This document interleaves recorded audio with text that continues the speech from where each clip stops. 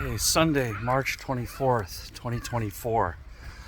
Yeah, we had an air raid last night. We heard the sirens a few times, but nothing landed near us. We still have electricity, water, everything is fine.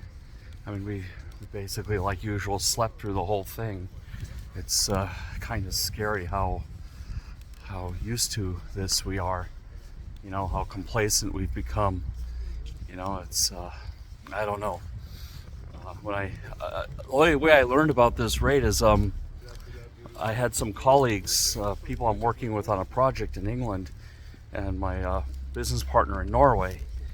They contacted me on WhatsApp to ask if I was okay, and I was like, "What happened?" And they told me about it. It's a bit crazy how complacent we've become. I imagine this, I don't know if this is like a routine air raid or we don't get them out here in Lviv so much, or this is retaliation for the what happened in Moscow, which wasn't even Ukraine's doing. I mean, that was ISIS. I mean, it's not been in the news, but ISIS has a big beef with Russia because of what happened in Syria with Aleppo, and they sense weakness, and now they've been stepping up their attacks, and there have been several attempted ISIS attacks in Russia in recent months that the Russians thwarted. And actually the Americans warned the Russians about this attack.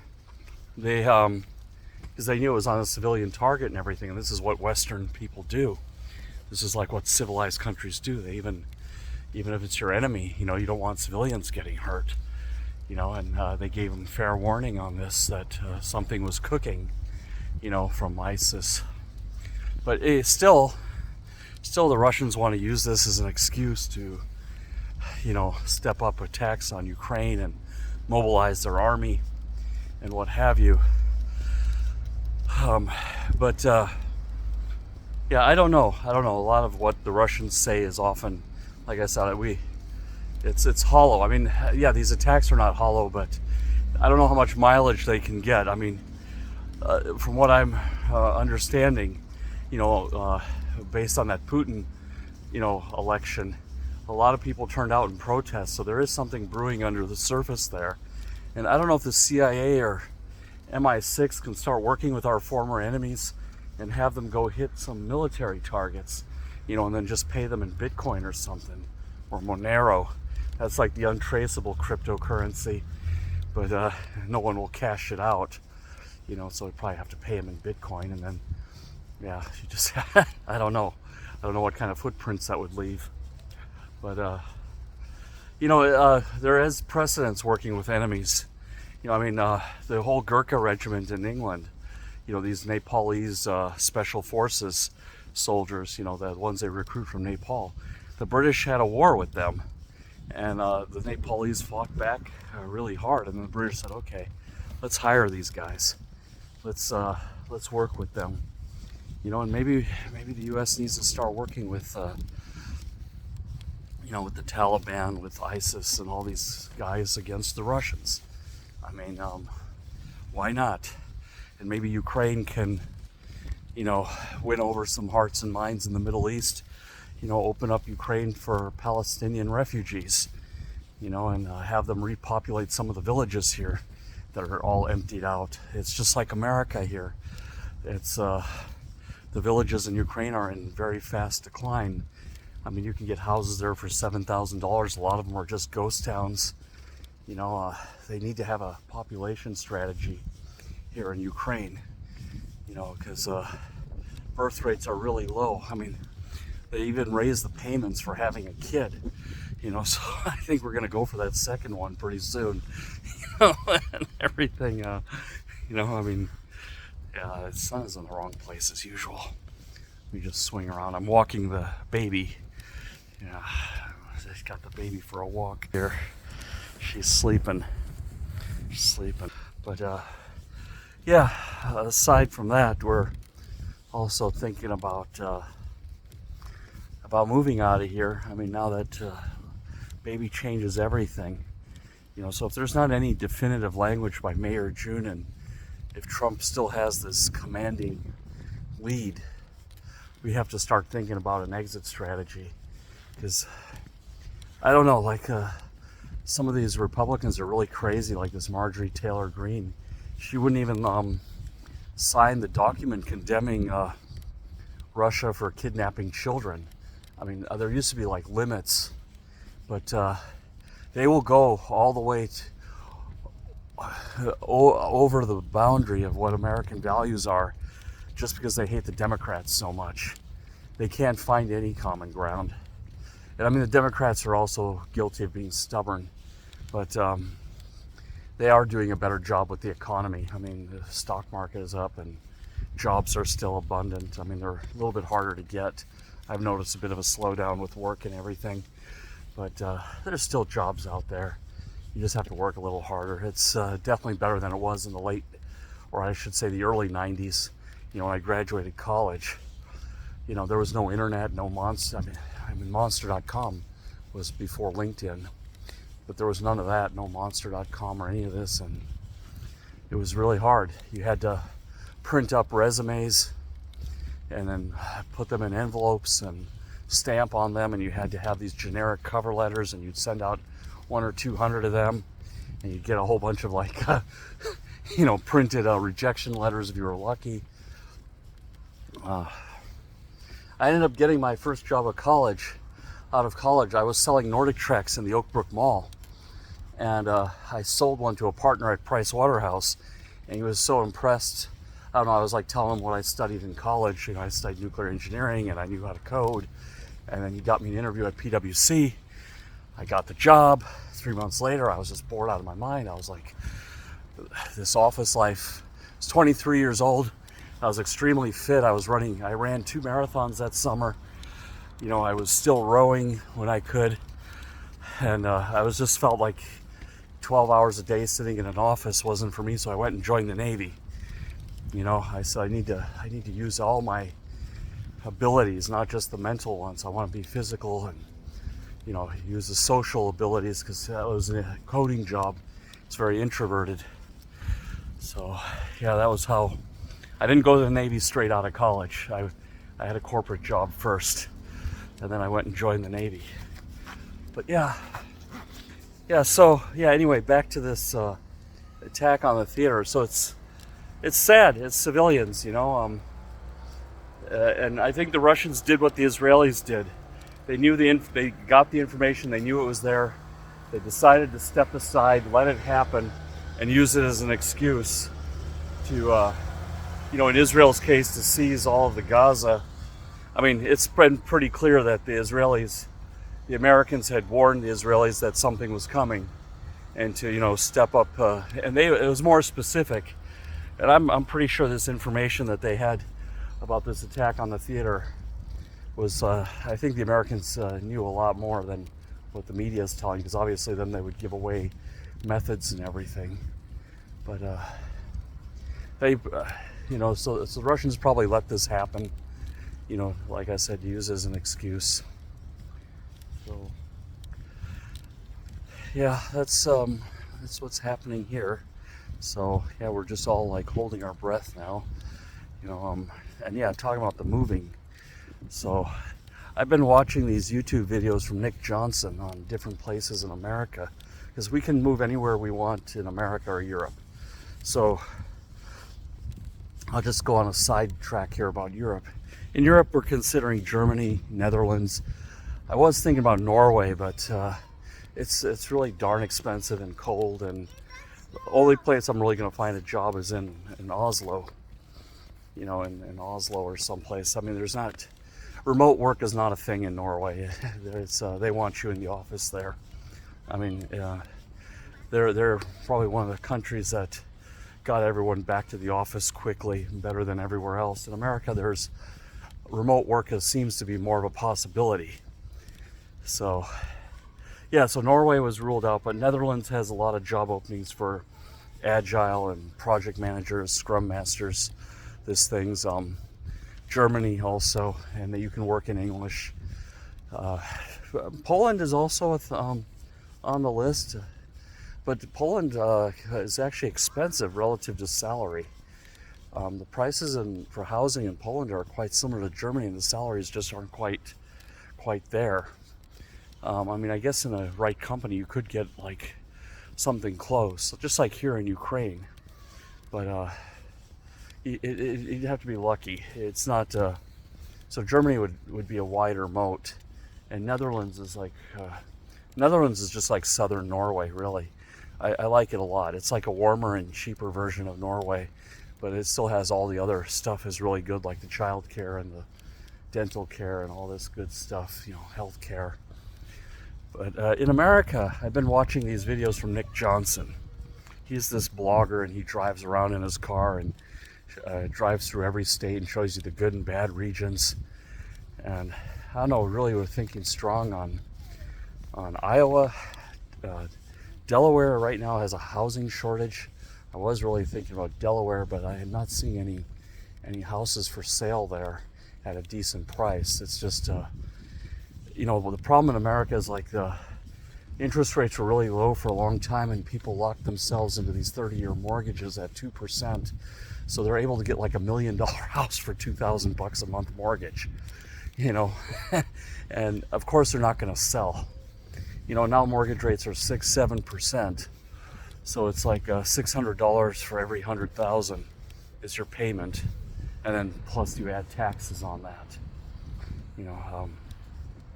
So yeah, Delaware is strong possibility, suburban Philadelphia, but then also looking at places like I said, like Wyoming, like Cheyenne.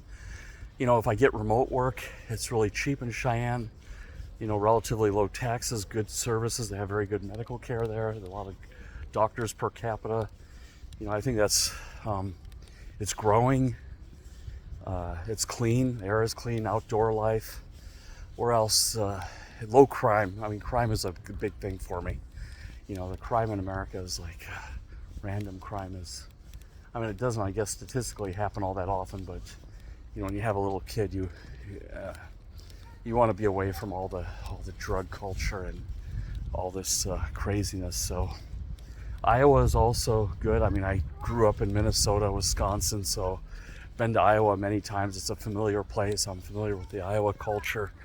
It's they're moderates. People are conservative on some things and liberal on other things. And they're pretty much as moderate as you get. That's, I guess, why Iowa is like an important state for both political parties, because Iowa people are pretty, they call them Iowegians instead of Norwegians. They call them Iowegians. It's a lot of Norwegian immigration there, Swedish immigration, German immigration in the past. So yeah, a place like Dubuque, you can get a house, according to Nick Johnson, they're like in 150, 250 range, which would be like 2 times annual salary.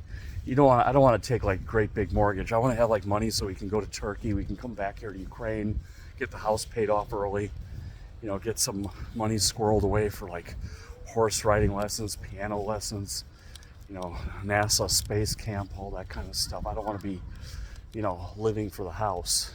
So you just find some like small house, like 1,200 square feet. That's plenty of room to raise 2 kids. You just need like 1.5 bathrooms, 3 bedrooms. It's that would be easy to take care of. You're not going to spend all your time and money maintaining the house, and then you can't go anywhere, and using credit cards to get by. I'm not going to do that if we live in America. No, thank you. So where else? Iowa. I mean, also there's parts of Arkansas, like Bentonville, where Walmart headquarters is. That's developing real nicely. Housing is relatively cheap. Fayetteville. There's also Huntsville, Alabama. NASA has a big presence there. So not all the South is, hillbillies and stuff like that. Actually, there's Toyota Toyota is in Tennessee, Honda's in Tennessee, Mercedes and BMW are in Alabama and South Carolina. So there's these places too, like the industrial South, that are worth looking into. I wouldn't go back to Virginia Beach. The jet noise is really horrendous. I mean, I have a lot of connections there. That'd be a really easy place to live. But the jet noise, they have the fighter planes there, the F-18s and the F-35s, and the F-35s are actually even louder. It's supposed to be a stealth fighter, but that shakes the house, when those things take off, and it can damage the hearing and what have you. So I'm kind of ruling out Virginia Beach, and then these areas like Chesapeake and Suffolk and all this. I don't know about those areas. They're not all that exciting, and they're quite expensive actually. Southeastern Virginia has actually gotten up there in price, and it's also a shortage, I believe. There's a big shortage of housing there. So yeah, I'm just different places I'm just thinking about. If we do the move, we'll have to do it after she's 6 months old, and she's got a little bit more weight on her, and she's like over 7 kilos, 15 pounds, then it's easier to travel with the baby and everything. And they don't have to feed as often, eat as often either. So yeah, it gets a little bit easier to do the travel. Yeah, that's we're actually giving it some thought now on if we don't see some definitive language on a treaty, or the lines starting to freeze up, an unofficial treaty or something, because I don't think people understand how dangerous this Trump thing is. It's he's going to give a lot of people in Europe an excuse not to do anything. America is a driving force.